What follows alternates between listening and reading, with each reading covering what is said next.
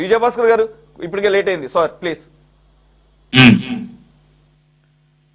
ఇప్పుడు ముందుగా చిరంజీవి గారు ఎన్టీఆర్ గారి జాతీయ పురస్కారం అందుకున్నందుకు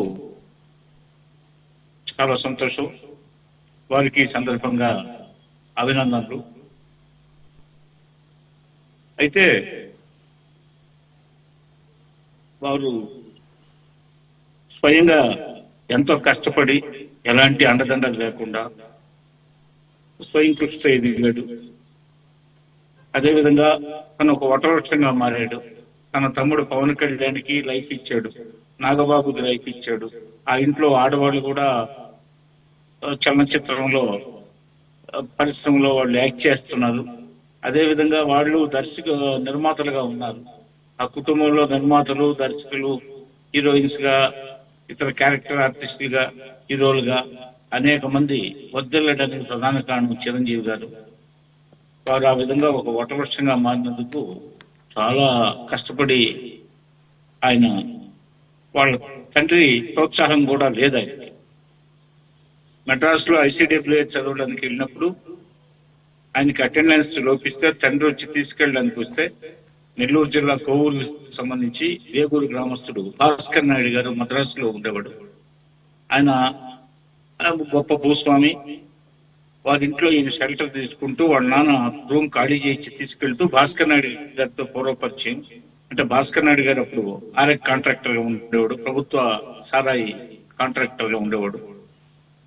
ఆ నేపథ్యంలో ఈయన ఎక్సైజ్ కానిస్టేబుల్ గా ఉన్న పరిచయంతో వారి తండ్రి అడ్మిట్ చేయడానికి వచ్చినప్పుడు భాస్కర్ నాయుడు గారిని కలిశారు. మరలా చిరంజీవి గారిని ఇంటికి తీసుకెళ్ళడానికి వాళ్ళ నాన్న వచ్చినప్పుడు కూడా భాస్కర్ నాయుడు గారిని కలిసినప్పుడు భాస్కర్ నాయుడు వారించి లేదు, అతనికి ఇంట్రెస్ట్ సినిమాలు ఉన్నప్పుడు ఎంకరేజ్ చేద్దాం. ఏమంటే మీకేమయ్యా భూస్వాములు, మీకు అన్నీ ఉన్నాయి, మేము ఉద్యోగం చేసుకొని బతకాలా, మాది గంపెడు సంసారం, మాకు భలే చెప్తున్నావయ్యా నాయుడు గారు అంటే, కాదు కూడదు, నా ఇంట్లోనే ఉంటాడు, నా బెడ్రూమ్ ఖాళీగా ఉంది, మేము ఆయన కోసం ఎక్స్ట్రా ఉండేది ఏం లేదు, ఇక్కడే తిని ఇక్కడే ఉంటాడని చెప్పడం జరిగింది. ఆ తర్వాత చిరంజీవి గారు కొన్ని సంవత్సరాల పాటు ఆ ఇంట్లోనే ఉన్నాడు. అక్కడే తర్వాత భాస్కర్ నాయుడు గారు చాలా మందికి పరిచయం చేశారు. కొన్ని అవకాశాలు రావడానికి భాస్కర్ నాయుడు పాత్ర కూడా ఉంది. ప్రథమంలో ఒక 7-8 సినిమాలు. ఆ తర్వాత చిరంజీవి గారు తన నైపుణ్యంతో, తన యొక్క దీక్షా దక్షతలతో పెద్ద స్టార్ గా మారడం. తర్వాత ఆయన అందరిలాగా అల్లూరు రావులంగి అల్లుడు రాగానే వేరుకాపురం పెట్టి తల్లిదండ్రులను దూరం చేసుకోకుండా, తోడబుట్టిన వాళ్ళని దూరం చేసుకోకుండా అందరిని హక్కును చేర్చుకొని ఆయన కుటుంబ పెద్దగా అందరిని సాకాడు, పెంచి పెద్ద చేశాడు. చాలా గొప్ప వ్యక్తిత్వం అంతవరకు. సరే, ఆయన ఎప్పుడు నాన్ కాంట్రవర్షియల్, ఎవరి జోలికి రావుడు, మితభాషి, సౌమ్యుడు, గుప్తదానాలు గట్టి చేస్తుంటాడు అనేవి మనం చూస్తున్నాం.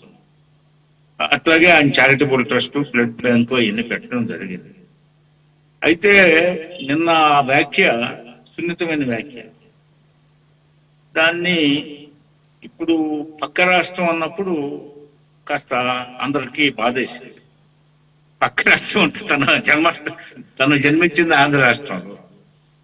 సరే,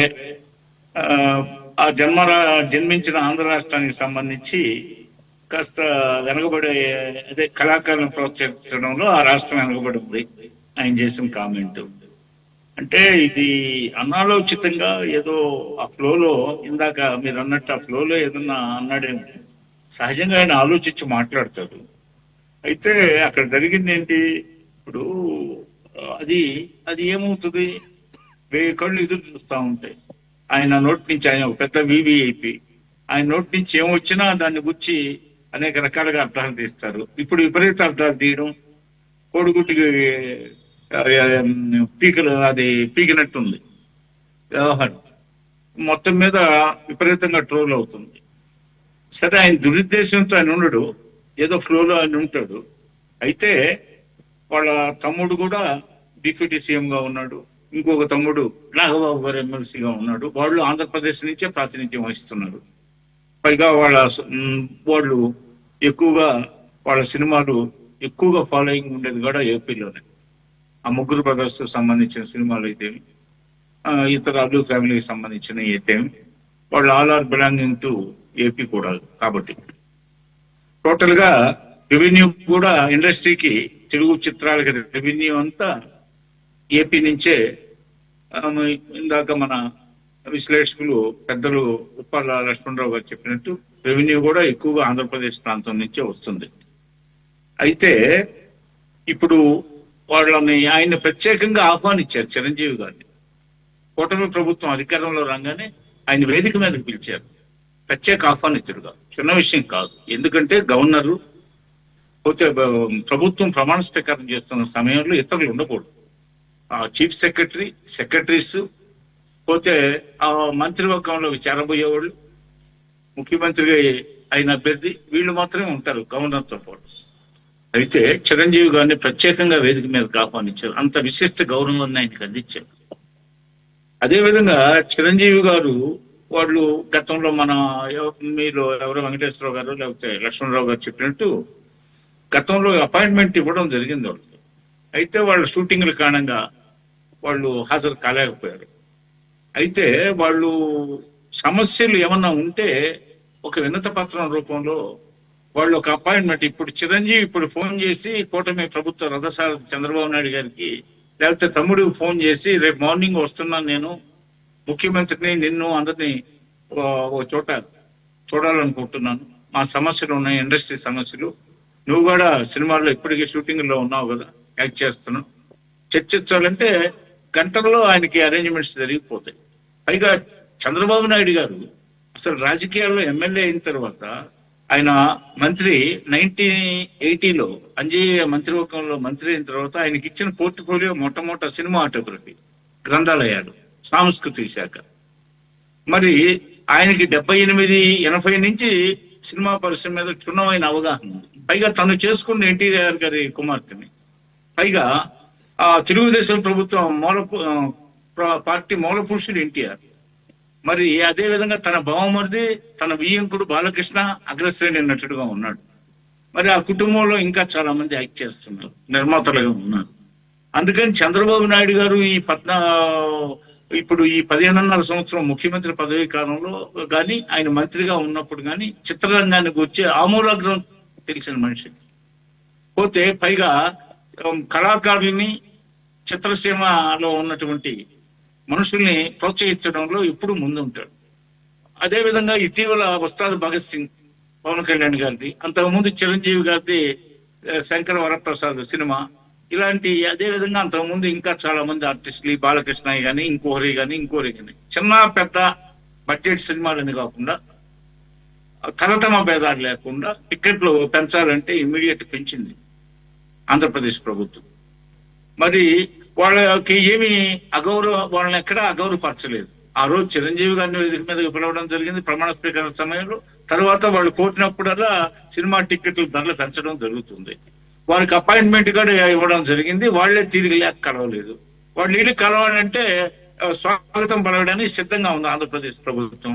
వాళ్ళ సమస్యలు కూడా అన్ని రంగాలలోగా వాళ్ళ సినిమా రంగానికి సంబంధించిన సమస్యలు ఏమైనా ఉంటే సానుకూలంగా పరిష్కరించడానికి ఆంధ్రప్రదేశ్ ప్రభుత్వం సిద్ధంగా ఉంది. ఈ నేపథ్యంలో అక్కడ ఎలాంటి సమస్య లేదు.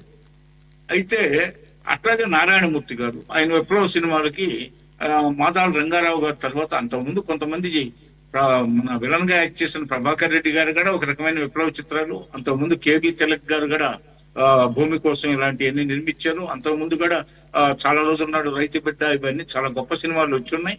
తిరుగుబాటు విప్లవాత్మకమైన ప్రబోధాత్మకమైన సినిమాలు. అయితే మాదాల రంగారావు గారు వరుసగా విప్లవ చిత్రాలకి నాంది పలికాడు, శ్రీకారం చుట్టాడు, రెజిస్టార్ గా పేరు ప్రఖ్యాతులు గంచాడు.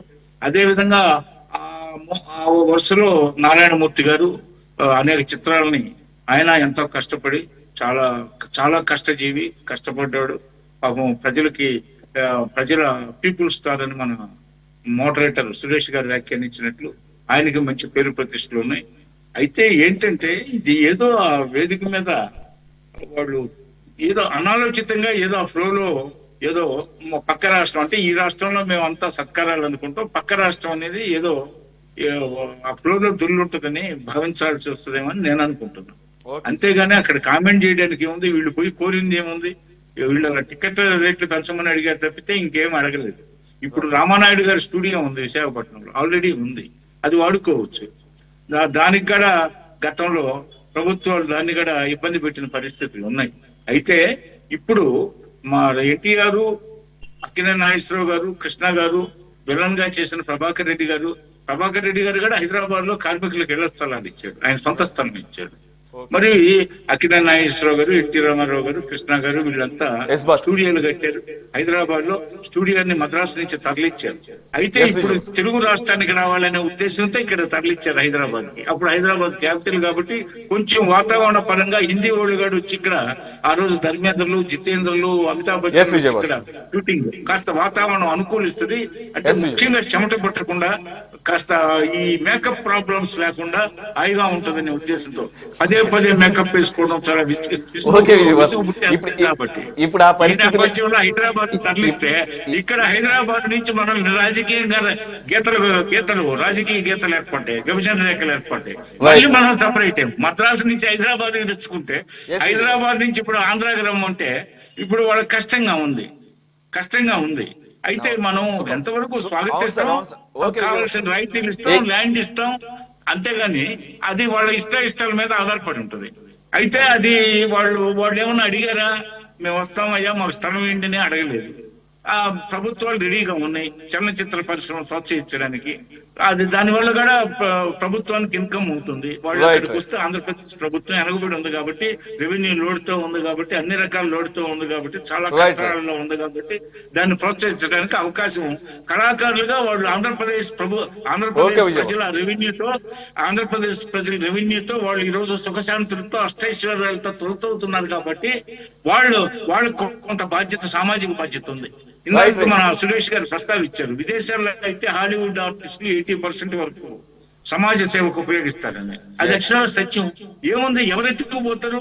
ఇప్పుడు స్పెయిన్ మహారాణే మన కరోనాలో పోయింది, ఇరాన్ కేంద్ర ఆరోగ్య శాఖ మంత్రి కరోనాలో పోయాడు. ఎవరెత్తుకుపోతున్నారు? ఎవరితోటి రావు. ఏదో గుర్రం జాషువా గారి పశ్చిమంలో మనం విన్నట్టు, లేకపోతే ధరా కాంతులు పాదుషం రామిరెడ్డి గారు వ్యాఖ్యానించినట్టు ఉమర్ ఖయ్యాంలో అట్లా ఈ విధాలుగా చూస్తే మనం ఈ రోజు వారి యొక్క ఆలోచనలను పరిగణలోకి తీసుకుంటే ఆంధ్రప్రదేశ్ రెవెన్యూ పెంచడానికి ఈ కళాకారులు ఎంతో తోడ్పాటును అందించినట్టు ఉంటుంది. ఆంధ్రప్రదేశ్ కు వస్తే అట్లనే మళ్ళీ మనం మీరు అన్ని అంశాలను స్పృశించారు. నేను ఇదే టాపిక్ తో ఎండ్ చేసేద్దాం అనుకుంటాను. బట్ యాడింగ్ ఈచ్ గెస్ట్ ఒక 1 minute add on time, add on points add చేస్తే let us close on this topic only.